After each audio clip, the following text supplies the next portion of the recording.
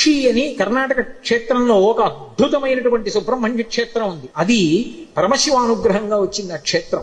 గరుత్మంతుడు ఒక రోజు మంచి ఆకలి మీద ఉన్నాడు. వాసుకి వెళ్ళిపోతున్నప్పుడు ఈ వాసుకుని చంపుదామని గరుత్మంతుడు వచ్చి తన రెక్కలతో కొట్టి వాడి ముక్కుతో గాడ వేశాడు. వేస్తే తన పడగలెత్తి ఆ పడగల మీద ఉన్నటువంటి మణుల యొక్క కాంతుల చేత కళ్ళు బైర్లు కమ్మేటట్టుగా గరుత్మంతుడి మీద కాంతి ప్రసరింపజేసి తన యొక్క పడగలతోటి కాట్లు వేశాడు వాసుకి. కానీ సహజ బలవంతుడైనటువంటి గరుత్మంతుడు ఆక్రమించబోయాడు.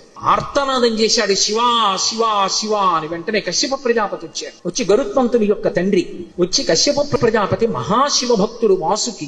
అటువంటి వాసుకిని చెనకుతున్నావు శివా అని పిలుస్తున్నాడు. ప్రమాదం సంభవిస్తుంది. వెంటనే విడిచిపెట్టేసి వేరొక ప్రాంతాన్ని చెప్పాడు. ఆ ప్రాంతానికి వెళ్ళిపో, అక్కడ నీకు ఆహారం లభిస్తుంది, అక్కడికి వెళ్ళి తినమన్నాడు. ఆయన వెళ్ళిపోయాడు. వాసుకి వంక తిరిగి, నువ్వు ఇంతటి శివభక్తుడి